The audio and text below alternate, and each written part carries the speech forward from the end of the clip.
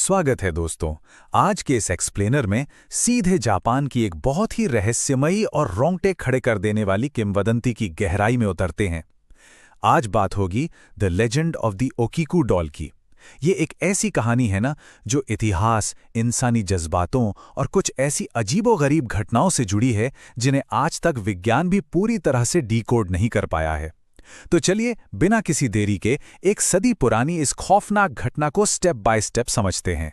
आगे बढ़ने से पहले जरा इस बात पर गौर कीजिए, क्या ये कभी कल्पना की जा सकती है कि बचपन का कोई बहुत ही प्यारा सा खिलौना जिसे बड़े अरमानों से खरीदा गया हो, उसमें अचानक से इंसानों की तरह बाल और दांत उगने लगे?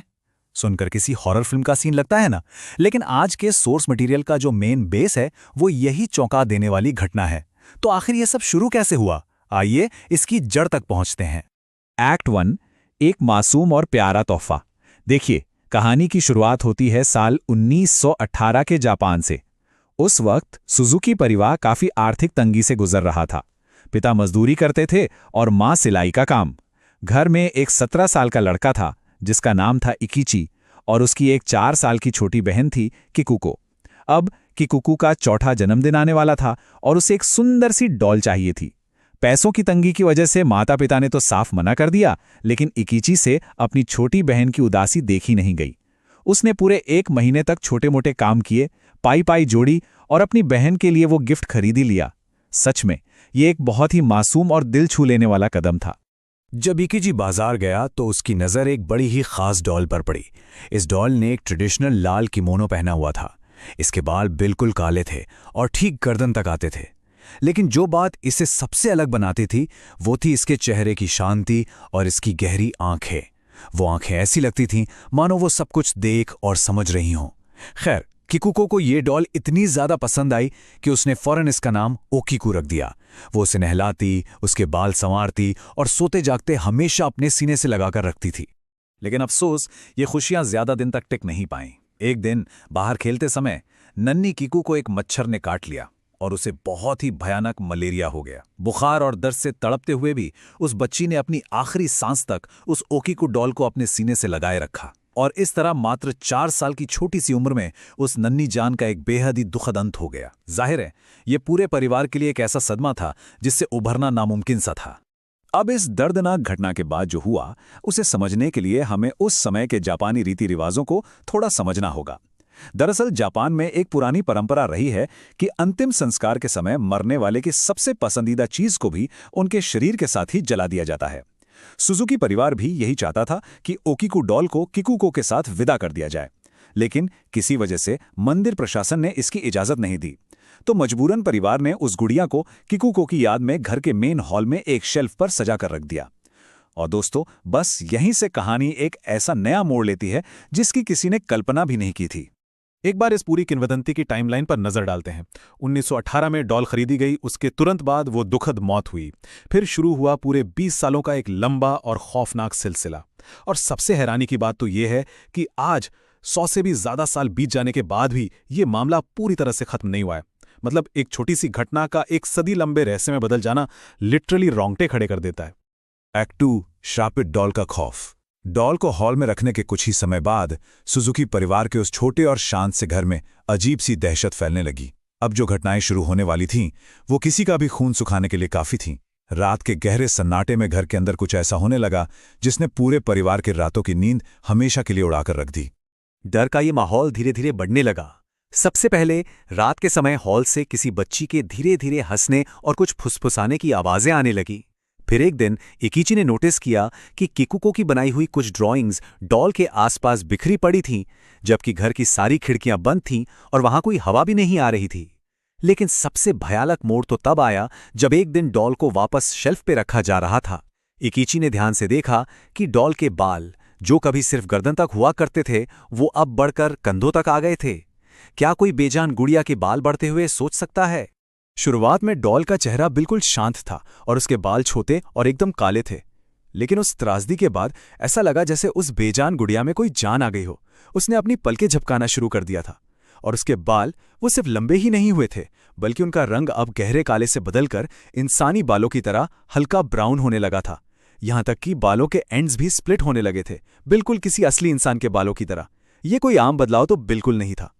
जब इकिची ने अपनी मां को ये बात बताई तो उन्हें लगा ये सिर्फ उसका कोई वहम है। उन्होंने बस एक कैंची उठाई और डॉल के वो बड़े हुए बाल वापस गर्दन तक काट दिए। लेकिन ये उनकी सबसे बड़ी गलती साबित हुई। बाल काटने वाली उसी रात इकिची की मां को एक बहुत ही भयानक सपना आया। सपने में नन्ही किकुको पहले जोर जोर से रो रही थी और फिर अचानक गुस्से में उसका चेहरा उसी ओकीकू डॉल में बदल गया। जैसे ही मां ने हड़बड़ाकर अपनी आंखें खोली और चीख मारी, उन्होंने देखा कि वो ओकीकू डॉल सचमुच उनके सीने पर बैठी हुई थी। जो डॉल बाहर शेल्फ पर रखी थी वो बंद कमरे में वहां कैसे आ गई? एक्ट 3 भयानक हमले और मौत का खेल। इस खौफनाक घटना के बाद तो पूरा परिवार ही दहशत में आ गया। अब ये बात साफ हो चुकी थी कि ये कोई वहम नहीं था। घर के सभी लोगों को एक जैसे भयानक सपने आने लगे थे, जिसमें वो डॉल उन्हें डराने और जान से मारने की कोशिश कर रही होती थी। दिन के उजाले में भी घर में एक छोटी बच्ची की परछाई का दिखना आम बात हो गई थी। डॉल के बाल अब और भी ज्यादा तेजी से बढ़ रहे थे। इस खौफ से अपने परिवार को बचाने के लिए डरे हुए पिता ने एक बहुत ही सख्त कदम उठाया। उन्होंने उस डॉल को उठाया, पास के एक खाली मैदान में ले गए और उसे गहरी मिट्टी में गाड़ दिया। उन्हें लगा कि चलो अब सब ठीक हो जाएगा। लेकिन उस रात जो हुआ ना, उसने खौफ की सारी हदें पार कर दी। तीनों लोग एक ही कमरे में सो रहे थे, तभी अचानक मेन दरवाजे पर इतनी जोर से दस्तक हुई मानो कोई उसे तोड़ ही देना चाहता हो। ऐसा लग रहा था जैसे बाहर से किकुको दर्द से चीख रही है और उन्हें अंदर बुला रही है। ये दस्तक इतनी तेज और भयानक हो गई कि पूरा का पूरा घर एक भूकंप की तरह हिलने लगा। सोचिए वो पल उस परिवार के लिए किसी बुरे सपने से भी कितना ज्यादा खौफनाक रहा होगा। शोर जब थोड़ा शांत हुआ तो पिता ने किसी तरह हिम्मत जुटाई और दरवाजा खोला, लेकिन सामने का नजारा एकदम सुन्न कर देने वाला था। वही ओकीकू डॉल खुद चलकर दरवाजे के सामने खड़ी थी, और इससे पहले कि वो कुछ भी समझ पाते, उस डॉल के वो बढ़ते हुए लंबे बाल पिता की गर्दन के चारों ओर सांप की तरह लिपटने लगे। बाल लगातार कसते जा रहे थे और उनका गला घोट रहे थे। वो सांस नहीं ले पा रहे थे और दर्द के मारे घुटनों के बल जमीन पर गिर पड़े। एकिची और उसकी मां उन्हें छुड़ाने की पूरी कोशिश कर रहे थे, लेकिन वो बाल किसी भी तरह टस से मस नहीं हो रहे थे। तभी बिल्कुल आखिरी मोड़ पर, जब पिता की सांसें बस थमने ही वाली थीं, इकिची ने बेतहाशा अपनी बहन का नाम पुकारा, किकुको, और अचानक चमत्कार हो गया। वो डॉल एकदम से बेजान होकर गिर पड़ी। बालों की वो जानलेवा पकड़ ढीली पड़ गई और पिता की जान बच गई। ये इस बात का सबसे बड़ा सबूत था कि इस डॉल का कनेक्शन सीधे तौर पर किकुको से ही जुड़ा हुआ था। अब जरा इस नंबर पर गौर कीजिए, 20। ये कोई छोटा मोटा आंकड़ा नहीं है। ये बात सच में हैरान कर देने वाली है कि जब भी वो परिवार डॉल को फेंकने की या दफनाने की कोशिश करता, वो किसी न किसी तरह वापस आ जाती। बड़े बड़े पुजारियों को बुलाया गया, लेकिन कोई फायदा नहीं हुआ। और ये सिलसिला 1 या 2 महीने नहीं, बल्कि पूरे 20 सालों तक चला। जी हाँ, 20 सालों तक उस परिवार ने हर दिन उस दहशत और उस श्राप को झेला, और हर साल किकुको के जन्मदिन के आसपास तो ये खौफ और भी ज्यादा बढ़ जाता था। एक्ट 4 100 साल पुराना रहस्य। आखिर में पूरे 20 सालों की भयानक यातना सहने के बाद परिवार ने हार मान ली। उन्होंने वो घर हमेशा के लिए छोड़ने का फैसला किया और उस डॉल को जापान के मनाजी बुद्धिस्ट टेम्पल में सौंप दिया।